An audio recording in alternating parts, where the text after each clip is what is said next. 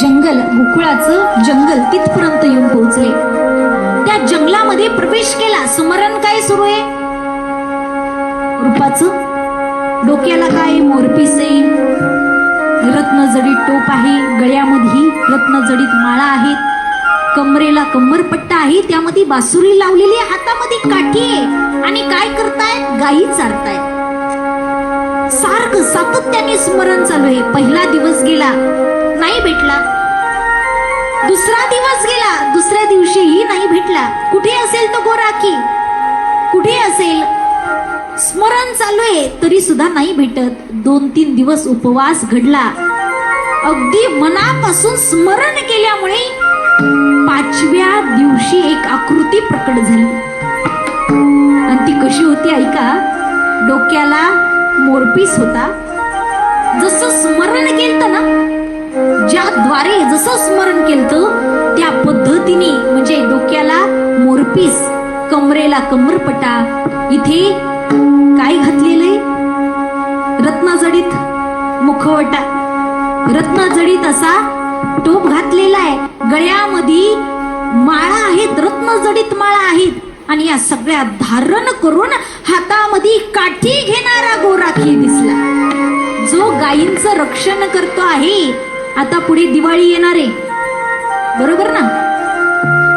गायीच्या पूजेला आपण वसुबारस असं म्हणतो. दिवाळीतील सगळ्यात महत्वपूर्ण सण आहे वसुबारस. का महत्वपूर्ण आहे? त्या दिवशी आम्ही गायीचं रक्षण करून गायीचं पूजन करण्याचा संकल्प करतो. गोमाता ही सगळ्या श्रेष्ठ देवता आहेच, म्हणून गोरक्षण व्हावं याच हेतूने भगवान श्रीकृष्णाने स्वतः गोरक्षण केलं, गोपालन केलं. आणि त्याच अवतारामध्ये या चोराला भेटला ना भगवंत. समोर गायी आहेत आणि हातामध्ये काठी. आणि जसा का हा भेटला तसं जोरात चोराने ओरडावं, भेटला भेटला भेटला. कोण भेटला? गोराखी भेटला. अशी जोरात उडी घेतली आणि समोर एक भला मोठा दगड पडलेला. तो दगड हातामध्ये घेतला, कारण हा कोण? चोरच ना.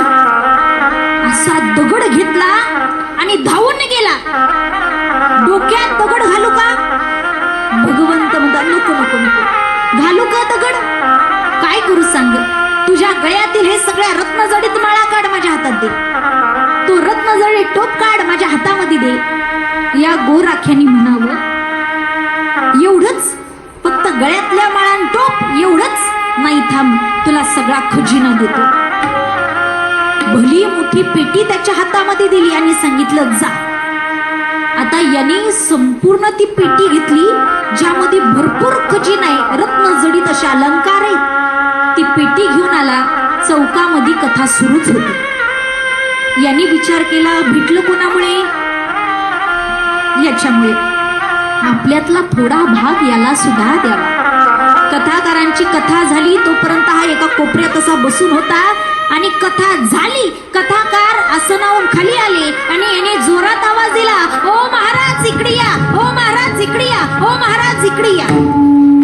काय झालं हे पहा. काय पाहतात तर काय, अगदी भरभरून सोनं होतं, अलंकार होते, रत्न होते.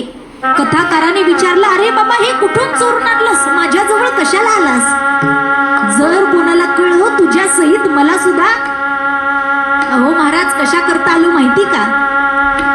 तुम्ही ज्याचा पत्ता सांगितला होता ना त्याच्याकडून हे मिळालं. तुम्ही पत्ता सांगितला नसता तर हे मिळालं नसतं, म्हणून अर्ध हिच्यातलं तुम्हाला द्यायला आलो. महाराज म्हणतात, मी पत्ता सांगितला? कुठला पत्ता? चोर म्हणतो, तुम्हीच नाही का सांगितलं?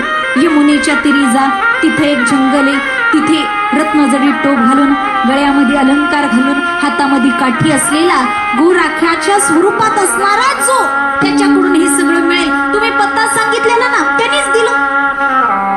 महाराजांनी विचार केला, जो कधी आपल्या स्वप्नात आला नाही तो याला भेटला. कारण तो कोणी सामान्य गोराखी नव्हता हो, तो जगाचा मालक, ब्रह्मांड चालक असा असणारा परमेश्वर. त्यांनी याला भेट दिली. महाराजांना आश्चर्य वाटलं आणि महाराज म्हणतायत, तुझी ही संपत्ती नको मला, तुझा खजिना नको मला, फक्त ज्यांनी तुला भेट दिलं ना, फक्त त्याचं एकदा दर्शन घडव पास, याच्या व्यतिरिक्त दुसरं काही नाही. हा म्हटला महाराज तो असाच भेटत नाही हो, त्याकरता अन्न पाण्याविना 4-5 दिवस स्मरण केलं तेव्हा कुठे भेटला, तेव्हा कुठे भेटला, तो असा लगेच भेटत नाही.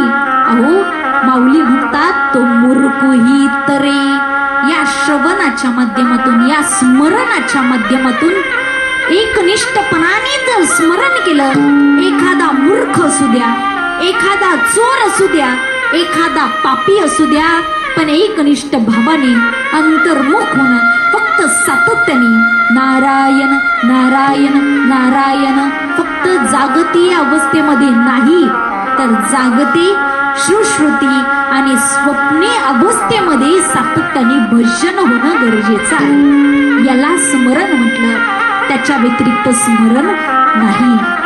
हे स्मरण आमच्याकडनं वारंवार घडलं केलं पाहिजे.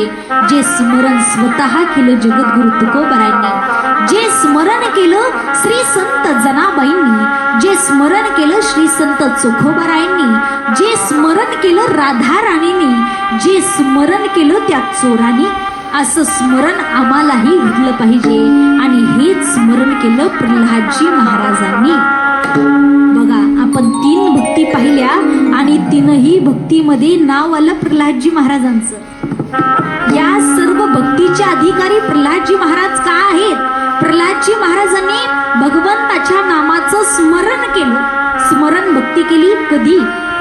आईच्या गर्भामध्ये असताना श्रवण भक्ती केली. कधी? आईच्या गर्भामध्ये असताना नारद महर्षींनी कयाधूला ज्ञान सांगावं, ते ज्ञान श्रवण करावं, तेव्हा श्रवण भक्ती घडावी. केलेलं श्रवण भगवंताच्या नाम संकीर्तनाद्वारे उच्चारण करून कीर्तन भक्ती घडली आणि वारंवार कीर्तन केल्यामुळे आपोआप घडले गेली ती म्हणजे स्मरण भक्ती. स्मरण केलं, सगळीकडे स्मरण केलं, संकट आलं स्मरण झालं नाही. आता उकळत्या तेलामध्ये भक्त प्रल्हादजींना टाकणार आहे, पण तरी स्मरण काय सुरू आहे? तरी हात जोडून स्मरण एकच, त्या भगवंताच्या नामाचं नाही. आता हत्तीच्या पायाखाली देत आहेत तरी स्मरण त्या भगवंताचं. या अंधाऱ्या खोलीमध्ये ठेवलंय, कोण आहे माझा रक्षिता? स्मरण झालं नाही, माझा रक्षिता तर भगवंत आहेच ना. स्मरण होणं फार गरजेचं आहे आणि ते सुद्धा वेळेवर. हे स्मरण एवढं शक्तिशाली आहे दादा, एवढं शक्तिशाली आहे. जर हे स्मरण भगवंताची आठवण अंतकाळाच्या वेळेला झाली की तात्काळ मुक्ती. किती सोपं सांगा. अंतकालेच मामेव स्मरण मुक्ता कलेवरम यहत प्रयाती समद्भावम याती नाशस्त्र संशया. स्वतः भगवद्गीतेमध्ये 8व्या अध्यायामध्ये भगवंत म्हणतात, अंतकालेचे मामेव स्मरण मुक्ता कलेवरम. ज्या वेळेस अंतकाळाच्या वेळेला त्या देवाचं नाव स्मरण होईल, आठवण होईल, तेव्हा भगवंत प्रकट होतील आणि उद्धार निश्चितपणाने होईल. जेव्हा उठता बसता जागृती सुश्रुती स्वप्न अवस्थेमध्ये जेव्हा आम्ही देवाचं स्मरण करू ना, तेव्हाच अंतकाळी देखील स्मरण होईल आणि आम्ही भगवंताला प्राप्त होऊ. हा जोडून सांगते. कुठल्या तरी वाईट गोष्टींच्या अधीन होणं, वाईट गोष्टींचं स्मरण आणि वाईट गोष्टींचं चिंतन करून करण्यापेक्षा एकदा त्या भगवंताचं स्मरण करून पहा, जीवन सुंदर झाल्याशिवाय राहणार नाही.